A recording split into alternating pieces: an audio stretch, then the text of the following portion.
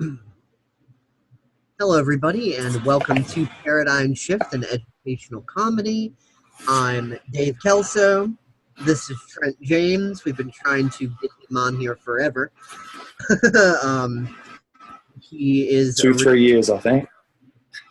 He's originally from Australia, and I do believe living in Thailand at the moment. And hey, hello all. How you doing?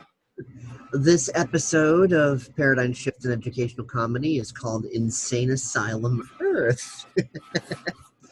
Because shit has just been completely crazy. So we're going to kind of be talking about a little bit of the crazy and why things are so crazy and how to kind of navigate the crazy.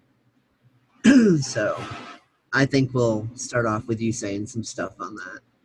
What's your observations been of the crazy? I noticed that when people start going crazy, there's normally really for me three distinct telling.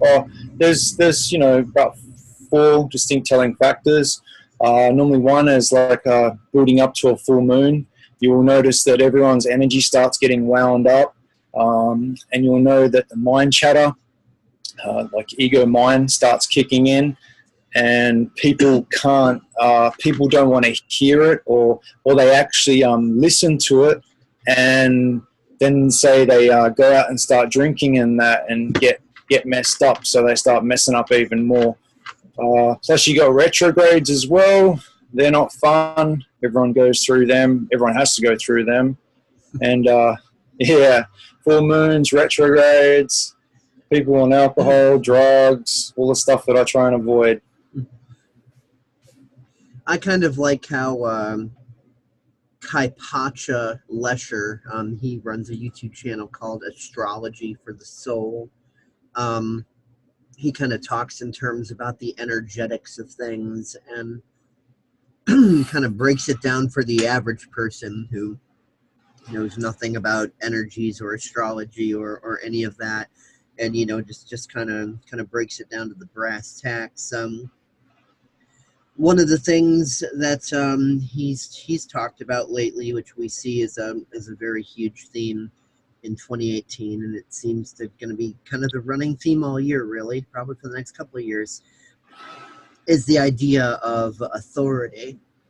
Who and or what is your authority?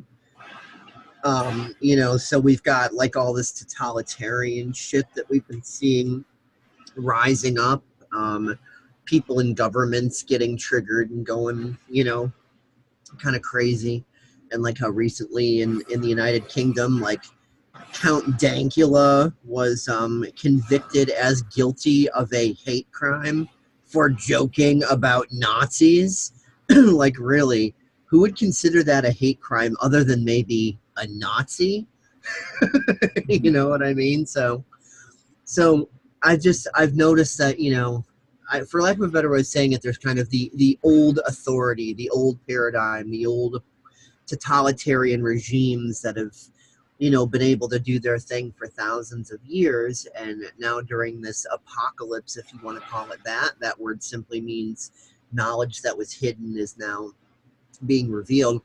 People are starting to see that, maybe corporations actually do kind of run the world, and that there really is no such thing as countries. They're all just kind of people farms, and that we've been given each of us in our respective countries have been given the patriotic rhetoric, and we think that we are being loyal to the people of the country, when really we're being loyal to a corporation and its logo. And, people farms. It's everyone's still stuck on flags, religion, race, color, and all that stuff. Don't even mean shit to corporations anymore. It's whether or not you sold out your soul, or for people like you and me, we're still holding on to our soul because that's priceless. You can't put money on it. So, yeah, people farms. It's a global thing. It's if you think flags and countries, language. The only real barrier between people is just the language barrier, I believe. But all that other stuff doesn't really bother me. A lot of it, other people, it does. But some people are still stuck on judging and hating about all those topics. So I try and Yeah, stay away from hate, because as soon as there's a difference between freedom and free range, right? free range, there's free range chickens, free range sheep. Yeah, yeah. It's been interesting. You know, like what you were saying, I was trying to say about before, about the retrogrades kicking in. Something that I personally do, I sort of shut down and I disconnect from the internet. So you'll feel the energy building up and coming on. Like for some people that are not aware of it, or they can't feel, normally they can't feel stuff before it happens, like a retrograde, solar flares. You'll see it in other people as like, you'll be driving down the street, there'll be more road rage on the day. People just going crazy in the cars, just like over nothing, because like an extra 2 seconds stop at a, you know, like at a green light. Not just the cars either. Like me and my dad were out on the front porch, and this lady walking her dog coming by tried to like argue with us over nothing. All of a sudden, and it's like, what's your problem? So Yeah, like, you know, there's a, and because we, you know, between Jupiter and Mercury and all this other stuff, there's just like, you know, been, and like I said about authority, there's people trying to find their authority and figure out what authority even is. So there's all this rage, there's all this justification. People are like, me, mine, I'm right, I have the facts, you're wrong, you're the enemy. If you don't agree with everything I say, then you're against me, and blah, blah, blah, blah, blah, blah. Like, you know, some fucking Star Wars shit, like everybody's like Sith or something, you know what I mean? It's just like, if you're not with me, you're my enemy. And it's just like, and one of the big things I've noticed, and I mean, like, you know, I noticed this, like, you know, within like the New Age movement and stuff, but it's really started to become a theme with like everybody, regardless of if they're a New Ager or not. If you mention any kind of mess, any kind of problem that humanity is in, oh, you're so negative, you're so pessimistic, you have such a bleak view of the world, like, hey, I've kind of lost faith in humanity, you know, because look at the way the world has been. Oh, you're being so negative. Well, no, I'm not, because like, look at the way the world has been. You know, and it's just like, I don't think that there's anything negative or wrong about acknowledging that there's a mess, acknowledging that we fucked up, and looking at how we fucked up, and like trying to take steps to face and clean up the mess and make things better. But even just mentioning the mess, even mentioning the elephant in the room, that we the people have given our power away to a small group of psychopaths to lord it over us, that run the corporations. I don't even blame them. They are a symptom of the problem. They are just like a nasty end result of the problem. Humanity's been screwed up long before they've done anything. I mean, people act like, oh, well, these corporations and these elites, oh, they've only just in recent times messed us up this bad.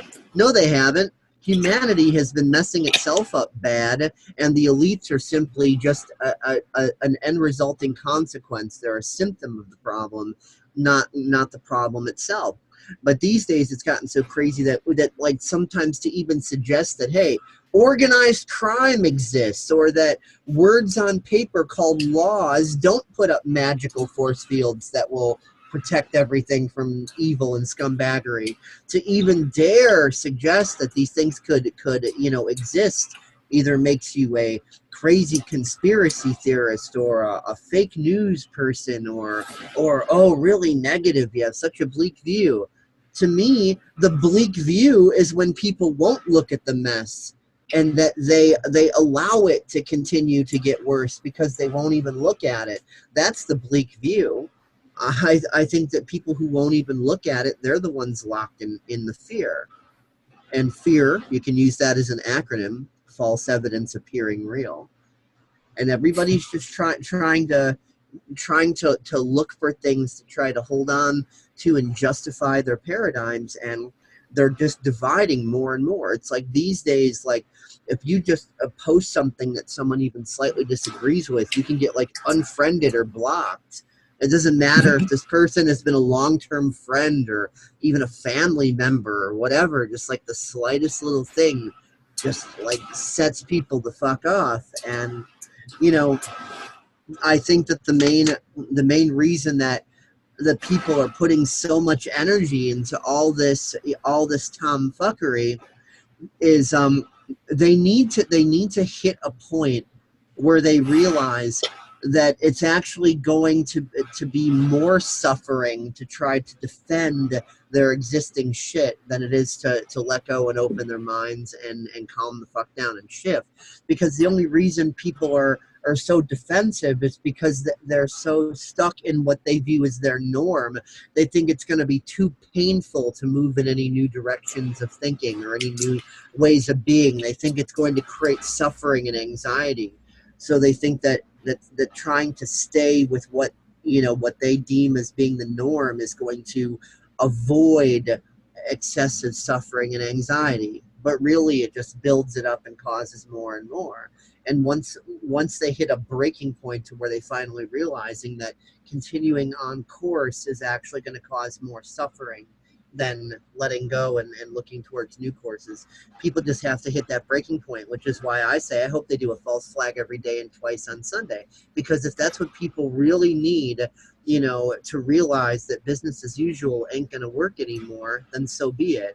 I don't like that humanity as a whole has made this decision that only the most profound possible suffering that they could bear is going to get them to shift, and that they're not going to calmly take the simpler roads and the simpler information.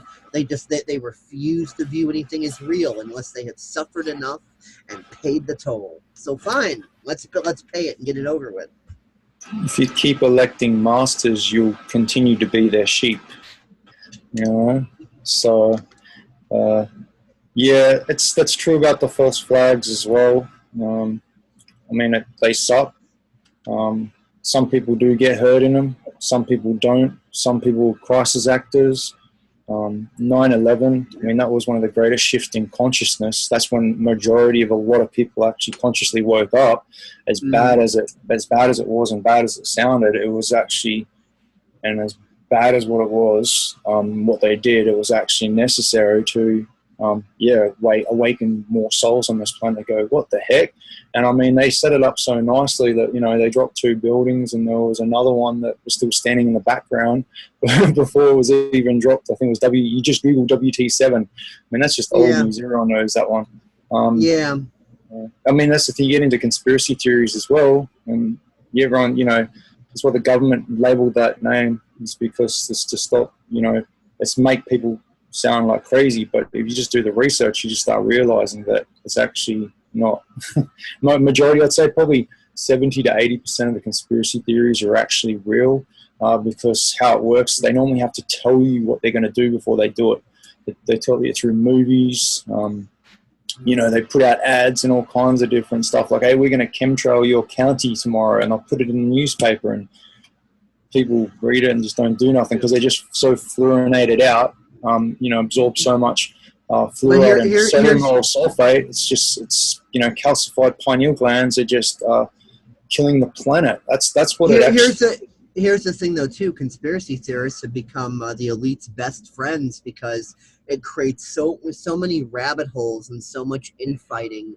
And what the elites do when they do a false flag is they do a whole bunch of different things simultaneously within it. And then because they know that a different segment of the truth movement is going to find each of these different ways, but then they're going to go, no, this one way and only this one way is the only way it was done. And anybody who says anything else is just a government shill or stupid or whatever. And it creates fighting and division. And then, people get so far into ego that, in the truth movement, they start getting more concerned with how many views they have, how many subscribers they have, how popular they are, and they get completely off course. So, I think that the facts of any matter really don't matter, because people, they act on their belief systems, and even if a belief system is bullshit, the consequences for actions is real. And people are so hung up on, the facts. Well, guess what? Facts are just tools. And if you've got a psychopathic, foaming at the mouth, rabid ape wielding a fucking chainsaw, that chainsaw is a tool, right? But that chainsaw does not magically transform that psychopathic, foaming at the mouth, rabid ape into a trustworthy angel that can babysit your children, you know? So people act as if like, oh, I have the facts. It's like, I don't care. You're a psychopath. Look at the way you're acting. Look at the way you treat people. You're a fucking psycho. You're a sociopath. You're into control and domination. You have no self-respect. You don't respect anybody else. You're completely fucking batshit. I don't care that you have these facts. I don't care if most of what you're saying is right. Look at the way you're acting. You're telling me I have the facts, bow to me, worship me as your God. Well, how about no? Fuck off. Yep. And that's what the truth movement's turned into. So yeah, well, that's the thing. Like, you got all these different rabbit holes. That's one of the reasons why, like, I was deep into the conspiracy stuff. I mean, I got so deep. I had a black helicopter hover over my house. I think I was 28. It was about 10 years ago, and they hovered directly over my apartment. I walked out and I gave them the finger. They took a couple of snapshots. They left. Had people yell out my name across the other side of the river, you know, all kinds of different stuff. I sort of got out of all that because it just brought me more trouble because I was hitting it and nailing it too much. I mean, I was naming stuff like, I think it was the chemtrail companies located all around the world. The corporation that it's under is called Evergreen. They're located in all the cities around the world. They're the ones that are actually dumping all the stuff on people. And that's what got me all the attention. So I got out of it. I just don't get into it or involved in it anymore. And my life's a lot more peaceful. Oh, you know what? You know what? They do that on purpose. Like most of the stuff within the UFO disclosure movement. You know, that's all been psychological operation and misdirection. There's been a documentary that has come out on this. I'll have the name of that documentary in just a second. It's on my hard drive. It is a very difficult one to actually. I didn't mean to purposely. I didn't mean to purposely drop that about Evergreen and the chemtrail companies, but you guys can work that out. If you dig enough and you follow the money, you always find it. But yeah, conspiracy theories. It's cool and that, you know, looking research into aliens and all that shit. Shit's real. Pretty much they run most of the government anyway. And they're not benevolent. Mirage Men. Check it out. Mirage Men, which is a documentary made in 2013. And what it goes into, and you know, they show all the facts and everything. What it goes into is that basically most of the UFO disclosure stuff has just been psychological operation because they sprinkle little grains of truth into all this bullshit, and then they have like these fake government whistleblower people. I mean, they really are in the government, but they go to these other, you know, truthers and researchers and whatever, and they go, oh yeah, I work with the government. I'm a whistleblower. Here's all these documents. Look, they're legit. You can see them. They've got the actual government stamps and serial numbers and everything. And I want to disclose all this stuff to you. I want to whistleblow. And they don't realize that the reason it's got all the legit serial numbers and stamps. The government leaked it out in the first place. It's because it's a government operation, because the so-called whistleblower is actually an operative trying to stir this other person up over here, so then they go out into the public and say, look at all this data, it's all facts, this guy's whistleblowing, da-da-da, and he doesn't realize that 90% of it is shit, and the 10% that's real is shattered and interwoven with the other 90% that's shit, so that people don't know whether they're coming or going. So you've got all these different stories about all these different alien races, government projects, this and that, and a lot of it is just bullshit sprinkled with truth, because these government operatives would go out and mess with people and act like they're giving them the real deal, and it looks real, and it's actually able to be legitly authenticated in the system of paperwork, because of course it's the officialdom that condone the psychological operations in the first place. So it's just to keep everybody going down a jillion different UFO rabbit holes because then that prevents people from uniting and seeing like, hey, we've been stupid enough to give our power away to a minority of morons who are lording it over us, not because they have any real power, but we've decided to just be like, please, please, lord it over us. Who will build the road?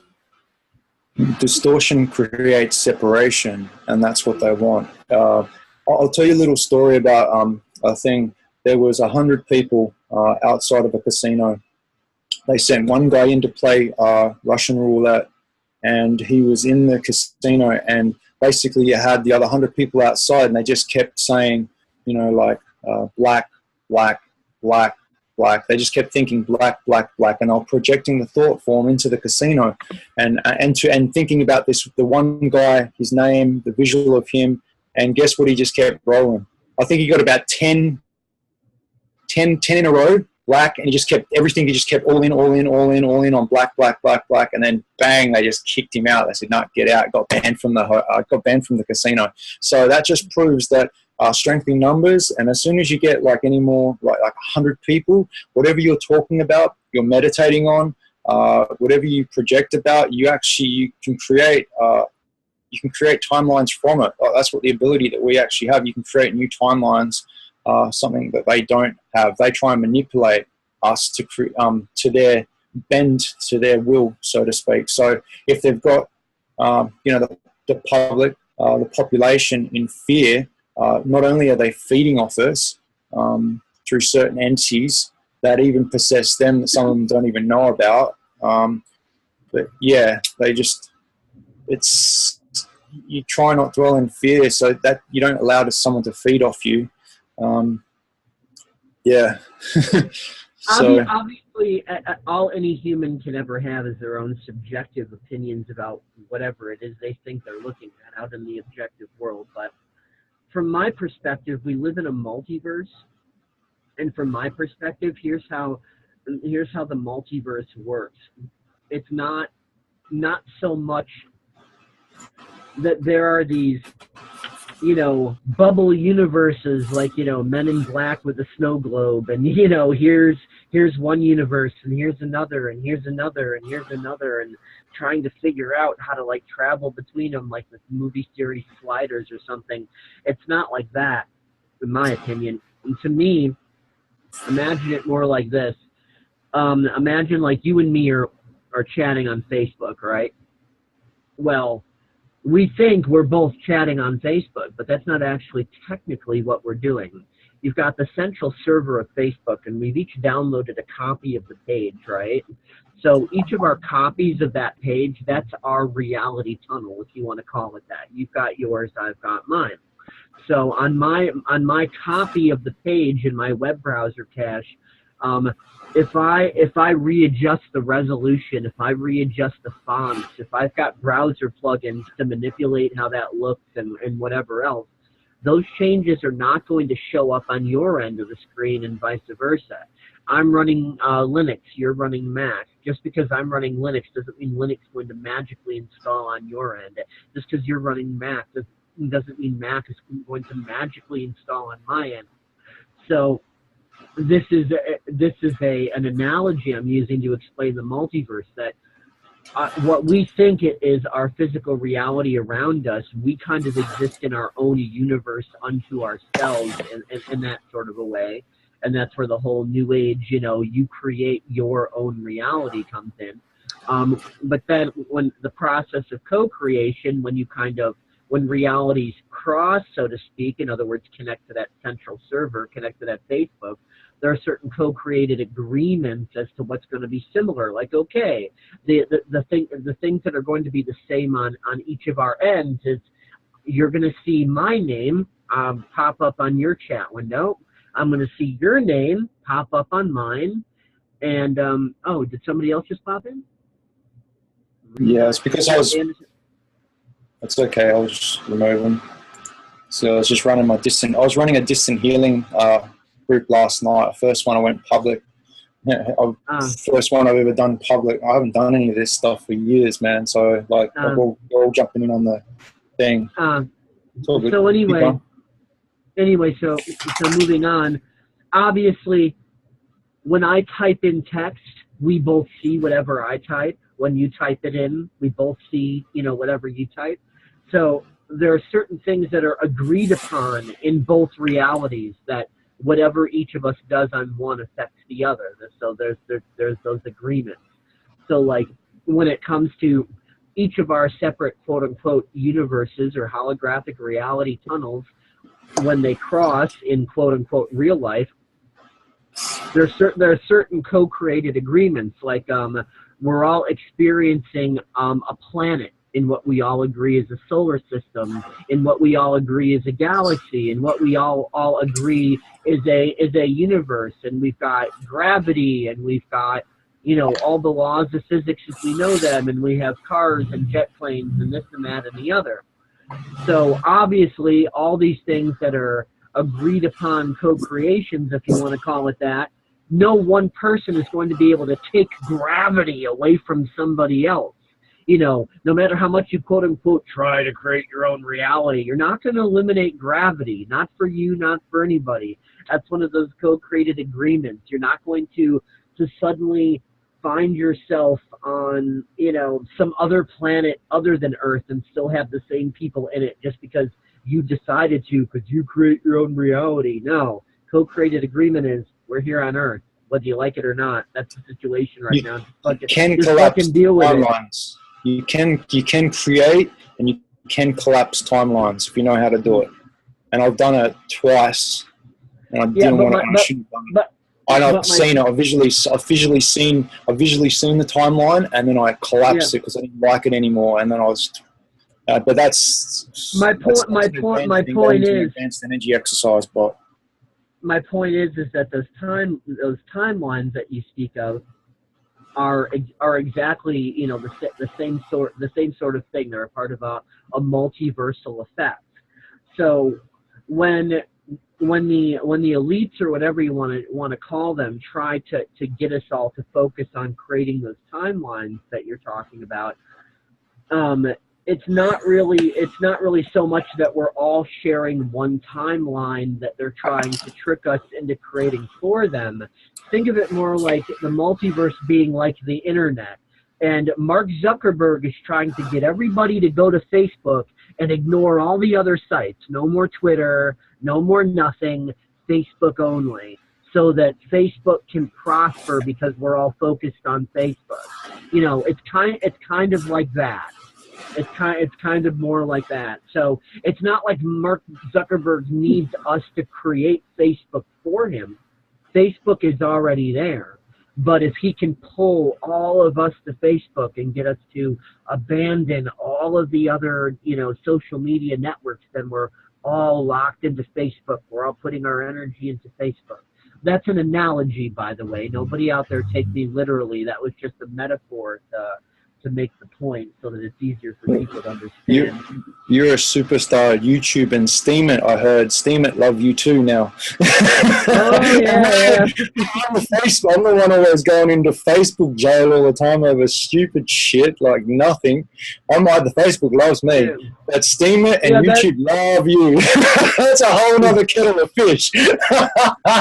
No, I gotta do another video on that too. My last video started in on that. Like I didn't know that like the Marky Mark was one of the maintainers of actually part of the infrastructure and whatever, because he was just being like a dick, and I'm like, who are you? And he wouldn't tell me who the hell he is, and it's like, how are you doing what you're doing? And he wouldn't fucking tell me.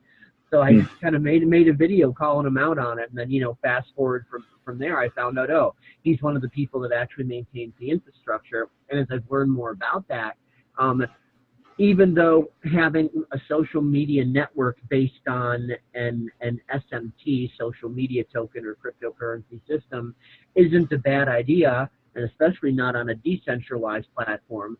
Though IPFS itself is a decentralized global network, what most people don't realize is that the Steemit API, in other words, that web-based gateway that people are logging into and connecting into in order to access the decentralized network, this part is centralized. Yeah, so it's not even decentralized. It's all bullshit. Yeah, So you've got a centralized bottleneck providing access to a decentralized network. Now, as I plan on going into on a future PSEC episode, explaining that even the front end gateways can be decentralized if we really want them to. The technology is totally there. It's not like it can't be done. We have the technology, for fuck's sake, and I'll be going into that on another one. But the point is that the reason they have that centralization, as far as I can see, is so that they can hold a monopoly on it, so that the only people who benefit, as far as reputation in the community, and subsequently the cryptocurrency that you can generate from that and use to do commerce, just like our fiat money system right now in the real world. There's a central point of control. And if you're in the 1% club, you've got impunity. And if you're not, well, you're just getting the table scraps like the proverbial dog, so to speak. So Steemit is run the exact same way. So it's not that they couldn't make the whole thing completely decentralized and then have that backed by an SMT cryptocurrency. Like that's totally a thing, and hopefully somebody else in the future will learn from Steemit's mistakes, and they'll do it the right way the next time around. But until that happens, people should know that there's definitely some tomfuckery and abuse going on, and people should know that it doesn't mean that cryptocurrency's bad and decentralization doesn't work. It just means that any tool can be fucked with, just like going back to the psychopathic gorilla with the chainsaw, and the fact that the chainsaw is a factual tool doesn't make the psychopathic gorilla trustworthy enough to babysit your kids. It's the same sort of thing with this infrastructure. So it's not that any tool is good or bad, but if you've got a bunch of fools that are messing with the tool, then shit can happen. You've got to get that crypto. Everyone's chasing crypto. Yeah. Well, I mean, like I had to switch over to crypto because PayPal decided to block me because they didn't like the fact that I was selling graviola tea, and I don't like to say the word cure, but it can reverse all the bad cells in your body, and it doesn't give you nausea. And it doesn't give you like the effects of chemotherapy, so you can only guess what I'm talking about, what it can actually get rid of. And they after 5 years, and even 5 years of selling it online, they decided to take it out. So I had to switch over to cryptocurrency because I had to use another payment to accept, because no one else would accept. Yeah, I mean, I was PayPal, but that was how I had to accept in exchange of energy for the goods that I'm providing. Yet I had people saying, "Oh, you're working for the cabal, you're selling crypto." I'm like, Jesus Christ, man! Like, we were born into a cabal world. Yeah. I would ask them, "Hey, do you vote?" Yeah, why? You're working for the cabal. Who runs the whole place? You see that money in your pocket? You see that money in your pocket?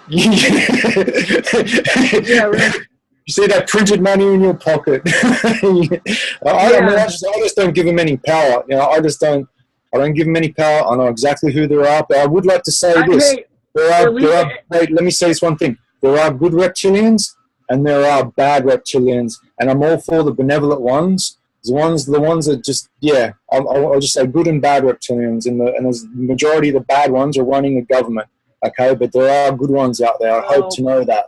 So I don't know if there's reptilian aliens, but I do know that there's the R complex of the brain, which when these bloodline families have been traumatized and put through abuse since little children, they're totally dominated by the R complex of the brain, or the reptilian mind, the mind that is all only about survival, and that these are the sorts of people that are running the world. They have a very Machiavellian mindset. As a matter of fact, I'd suggest anybody who wants to understand the elites watch Game of Thrones, because the elites, believe it or not, are actually very honest about what they think, feel, and believe. It's just that everybody thinks they're kidding. Nobody wants to believe them. Oh, you're so funny. It's like, no, they're serious. when people hear other people talk, they never ask themselves, what context are they speaking in? What perspective are they viewing it from? Here's an example. Hillary Clinton talks about female empowerment. Of course, Hillary Clinton's a fucking control freak scumbag. So people automatically think, oh, she must be lying about female empowerment. What they're not asking is, what does she mean by female empowerment? She's not lying. Here's how she views female empowerment. In her view, the world is run by a male-dominated patriarchal mafioso that thinks that female mafiosos cannot be as dirty and evil and corrupt and barbaric and scumbagging as the guys. So her version of female empowerment is to prove that a female mafioso can be every bit as brutal, every bit as ruthless, every bit as corrupt, every bit as domineering, every bit as controlling, and every bit as nasty as a male mafioso can, to prove that a female mafioso can operate at an equality level in a male mafioso world. So she does believe in female empowerment. She just doesn't believe it in the same context that any of the rest of us think of it as. She's thinking of it as female scumbag psychopaths have equal equality to male scumbag psychopaths and are just as capable of being brutally psychotic as the males. People don't ask what they mean by the things they say. I respect the divine feminine, divine masculine, but I just don't jump into the circus with all the clowns, bro, when it comes to politicians. Yeah. It saves me a headache and drama, and I just don't need that shit. Politics is just show business for ugly people. It's just distraction, bro. It's just all it is. It's a distraction and distortion from finding self from soul. And majority of the stuff what they do on TV, it's just to brainwash people, and it's a mind controlling frequency that comes out of the TV. It aligns with the fluoride that comes out of the tap water and the toothpaste, and it just distorts you, brainwash you, and makes you not even realize all this shit it's going on. So I just avoid all of it, and my life's a lot more peaceful because of it. So I get more happier things come in, like birds, butterflies. A dragonfly landed on my hand about 6 months ago. It took me 5 years to actually call in an animal and actually get it to land on me. I've always been waiting for that. It was on the first day of my fast.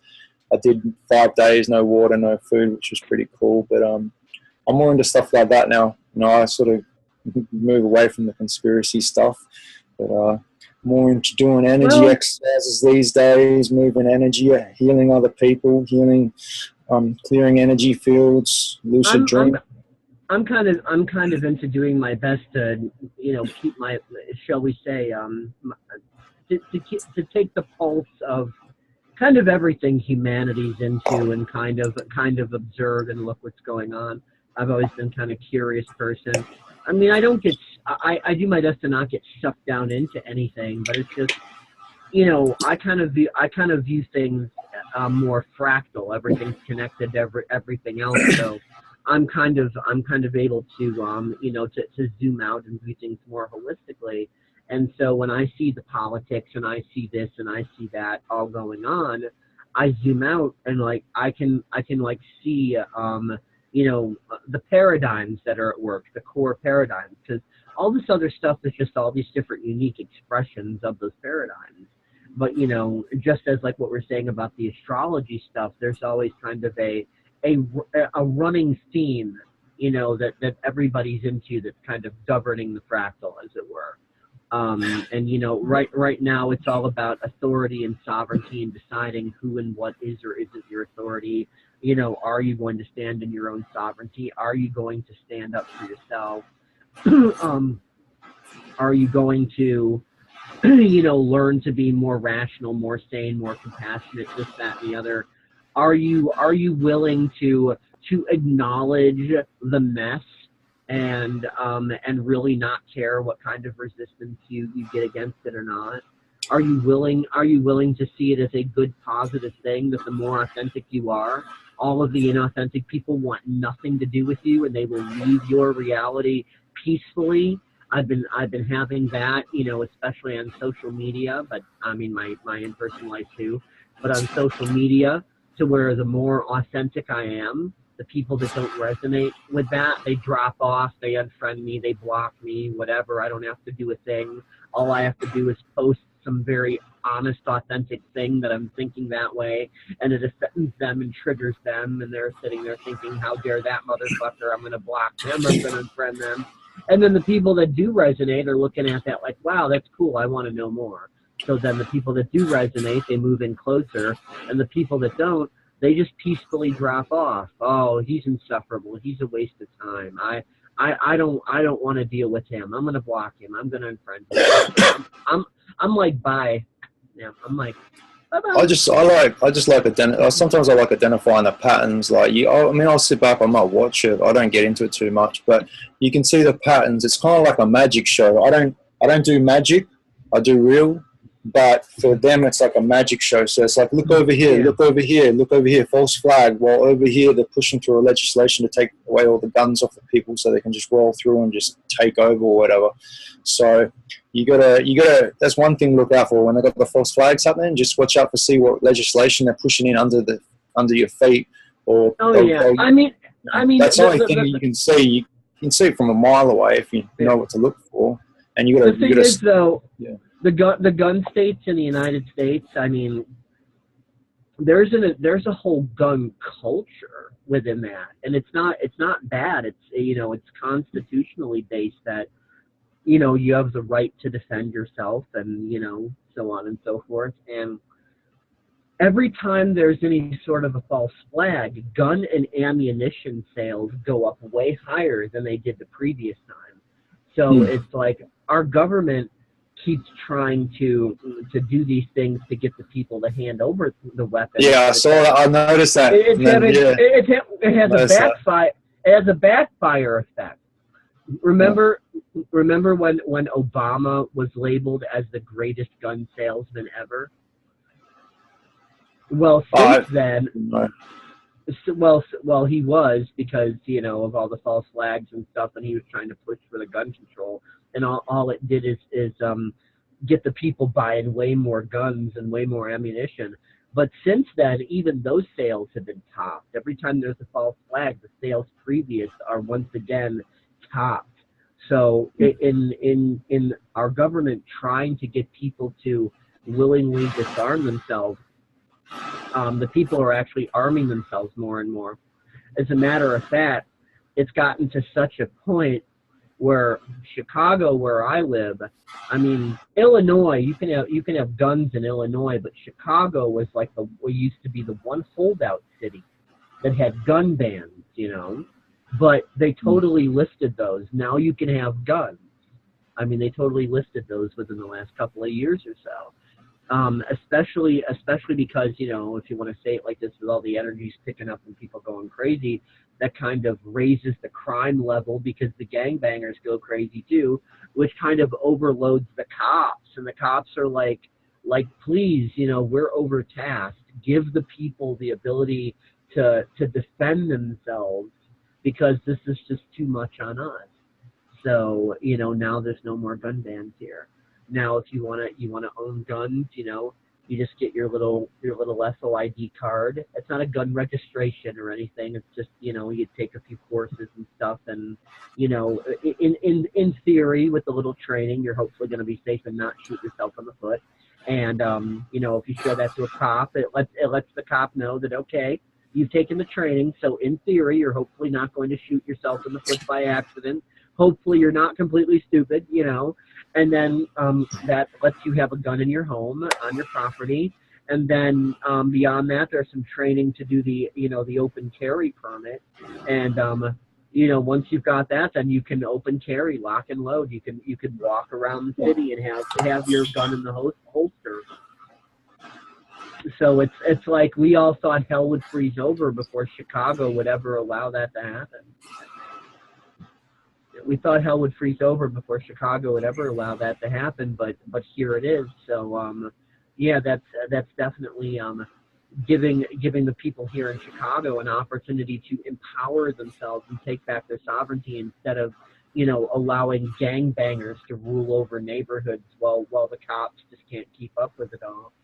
So yeah, I mean, all this is just having the opposite effect of what the elites are pushing for. You've got more and more guns, more and more ammunition, more and more freedoms being opened up. So it's having like a backfire effect. It's having an opposite effect.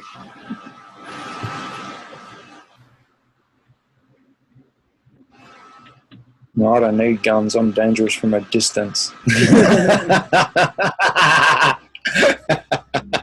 But I'm just saying. Well, I'm serious about that too. No,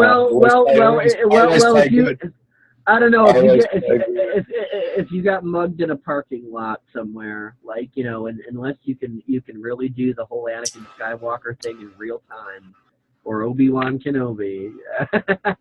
Then, if you got shit going down, and I'll give you a little secret. If you got shit going down, and you see something's about bad going to happen, it happened to me when I was in Kalgoorlie. Unfortunately, there was an incident where there was a kid that was run over, and there was a lot of shit going down, like riots in the town and stuff. And I was walking around, and there was this one dude, like everyone was inside. And I was walking through the streets. I didn't mind it. It was all chaotic energy, and I'm just clearing it. I'm walking. I literally had to walk to one side of the city and then to the other side of the city to go to the dentist, and I was clearing it all, the energy.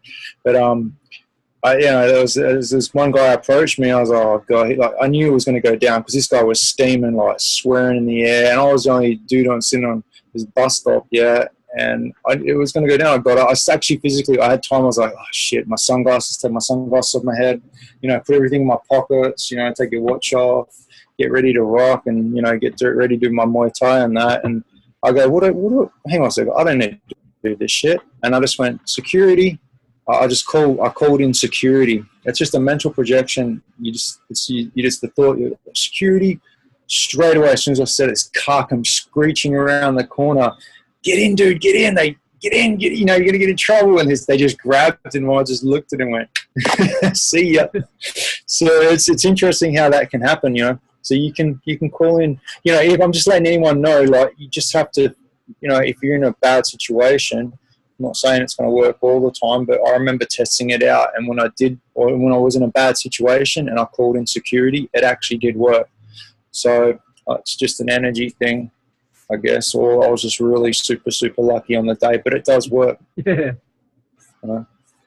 I've had people do it to me before, so because they started shit on me. So what are we looking at as far as time? Because obviously with the Zoom conference, we're looking no at idea. Just cut 45-minute segments. I have no idea. It's still going. It will pop up soon, I think, but I'm recording as well. Just keep going. Oh, okay. Okay, I thought there was like a counter on your end or something. Yeah, there normally is. It will pop up when it does. If it doesn't, it cuts out. Ah, okay. Well, anyway, and like, kind of like another motivator So guns and politicians are bad.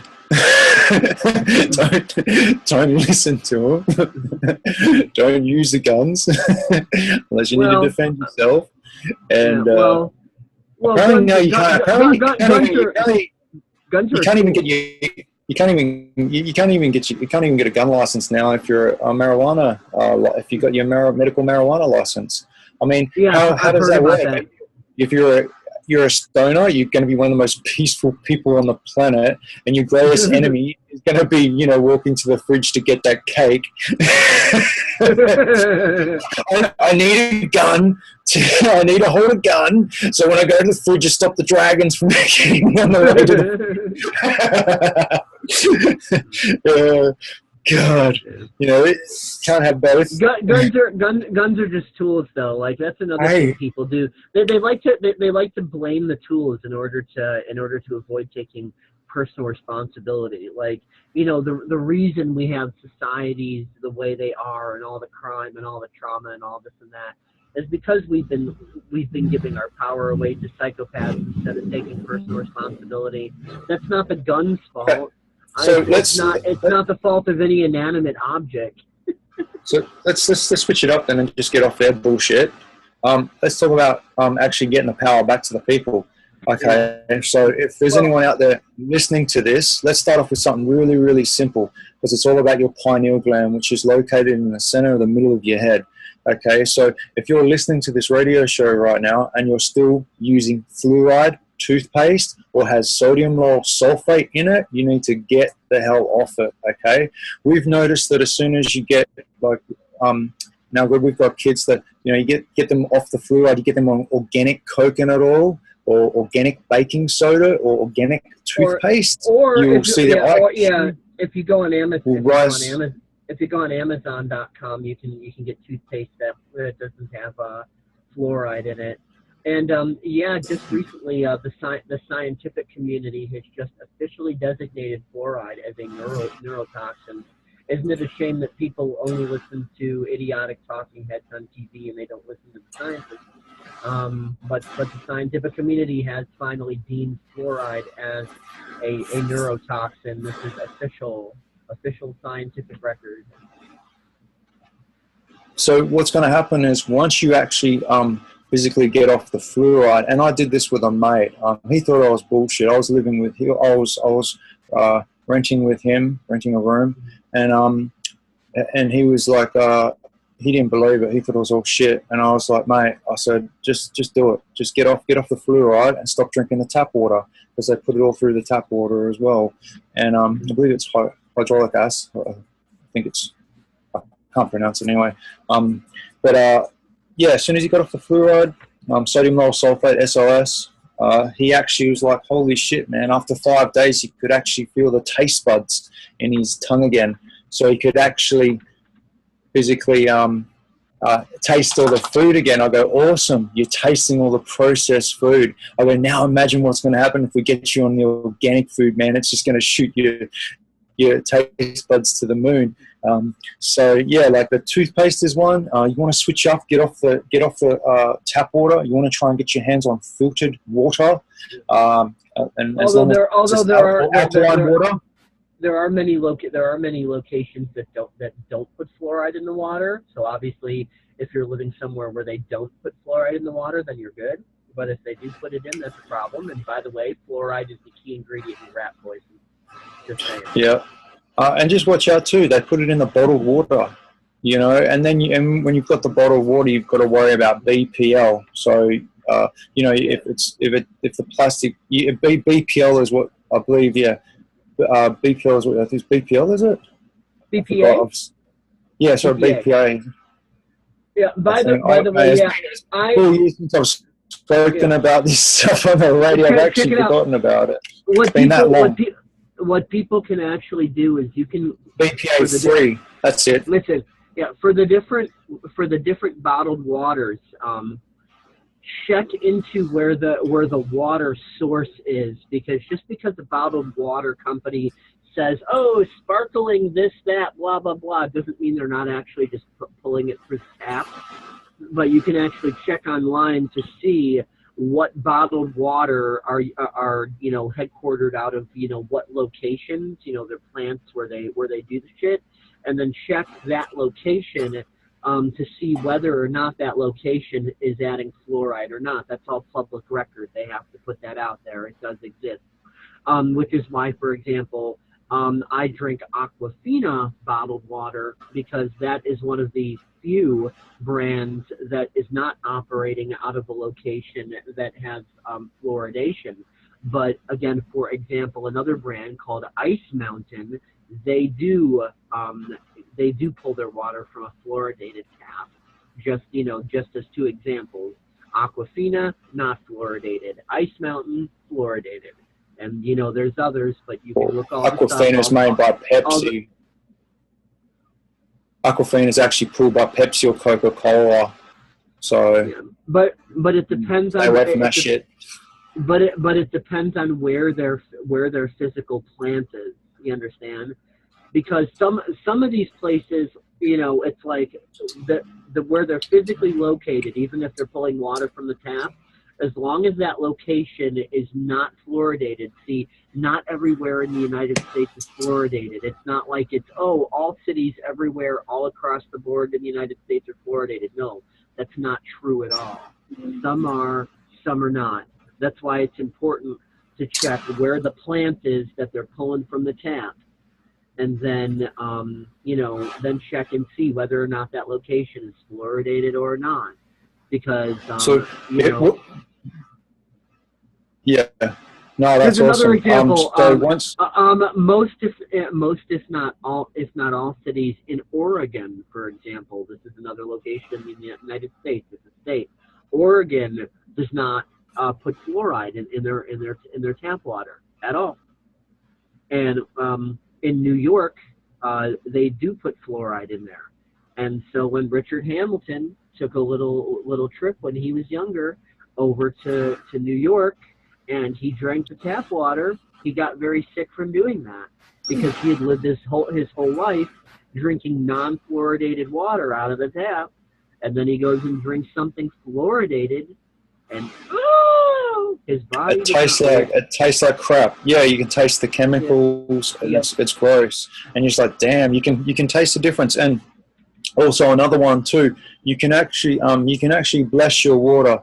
So if you grab your water and you can bless it, you can either do it with your mind, your thoughts, or you can hold your hands out and just bless it. And every single time you bless the water, you're actually drinking holy water. So you don't need to be like a monk or go into a temple, be religious. You can actually drink holy water and eat holy food every single time. You bless your food. Also, you can change the vibration in the food, even though you can't see it. You would if you put it under a microscope. You'll see beautiful little patterns of love crystals and stuff like that running through it. But that's also another one. But we notice that as soon as you get off the fluoride, just getting off the fluoride and the tap water alone, your IQ level goes through the roof. I've had parents. I tell them, hey, I know you. So hey, yeah, your kid's going to be special. You want to get him off the fluoride, get him on the organic coconut oil as toothpaste, or mix the baking soda with the coconut oil, as long as the baking soda is not doesn't have chemicals in it. So you got to watch out for that one as well. And their IQ goes through the roof. They went from grade C's, and within 6 months they were doing grade A's, and they didn't even have a tutor or an extra tutor or anything. So that's a little secret for your kid to actually, cruise through all the program brainwashing schools to accelerate even quicker. Personally, if I ever have kids, I'm just going to homeschool. I'm not even going to send them there, but it's up to them if they want to or not. But yeah, so yeah, the water, the toothpaste, turn off your TV. It's rubbish, man. I don't even have a TV. I don't even have a TV. It's also a historical fact that both Hitler and Stalin fluoridated the water in the concentration camps and gulags. Well, that's where it first started, when it first got it from. So the fluoridation actually just calcifies your pineal gland. So it's milky it forms a little thin layer, a milky layer around your pineal gland, and you just, it turns you into that zombie. You get that fluoride stare, a zombie stare. I don't want to say zombie, but although if you have fluoride in your system, one way that you can detox is using powdered activated charcoal. You can put some of that in some water and drink it, and it'll detox you. They actually use it in emergency rooms in order to, when people come in and they've been poisoned, and if they can't pump their stomach right away and they want to give them a flush detox, they take some water and they put a little bit of powdered activated charcoal in there, and they have them drink it. Tastes absolutely nasty, but it will it'll pull toxins out of you. Yeah. To pull toxins out of your system. Let's just say you're loaded with chemical pharmacy crap. Or pharmacy. Pharmacy actually means, I believe in Latin, it's black magic. So they're creating black magic on you, and it's an illusion of thinking you're getting actually healed when you're not. You're actually physically just healing. It's like, to me, a pharmacy stuff is just a placebo. So as soon as you got something, okay, I'm going to get well now. But just because you'll notice as soon as you got that script or that prescription, you automatically just start feeling happy and healthy because you've already changed the mindset that I'm going to be healed. And then it takes a couple of days for you to get healed. A lot of people don't realize they're like gods and goddesses and they can heal themselves with just that placebo, and it's been tested. As soon as you get that pack or something and oh yes, I'm going to get better now. I'm going to get better now, because you're always thinking, yeah, I'm going to get better now. I'm going to get better now. It's actually walking into a doctor's and it just changes your attitude once you get that script. If the quickest way to detox all of that shit, if you're on some really heavy shit, you might just have to wean yourself off slowly. I suggest just slowly drop down the dosages on stuff or the really bad stuff. But to really detox all the shit out of your system, stop eating food. If you go on a fast, just try a 24-hour a day fast. Just try 24 hours, just no food. And then you wake up the next morning like, hey, I'm not even hungry. And then try, and if you can go for 48 hours, sweet. 3 days is pretty good. You get up to a week, even better, 2 weeks. I believe the Native Americans, they used to do 15-day fasts, and that basically regenerates and kickstarts all the cells in your body.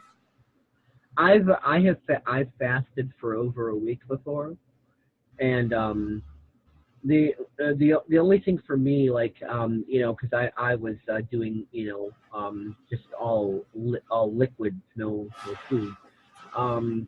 And one thing I noticed was that to the tail end of the first 24 hours, my stomach started feeling a little sick, and I started kind of getting a headache. And all I had to do to get rid of that very quickly was I just took a tiny little bit of food, not much. I mean, you could just fit it in my hand, like just a couple of tiny little whatever. And just eat that right quick, just eat that, only that. The headache goes away, and the stomach pain goes away, and then after that, you won't get that in the next 24 hours. And then the next, you won't get it, and then the next, you won't get it. You'll be fine. Well, if you run into that little speed bump, just eat something, small, like not a lot, just a little bit, but just enough to get your stomach to shut up and the pain in your head to go away.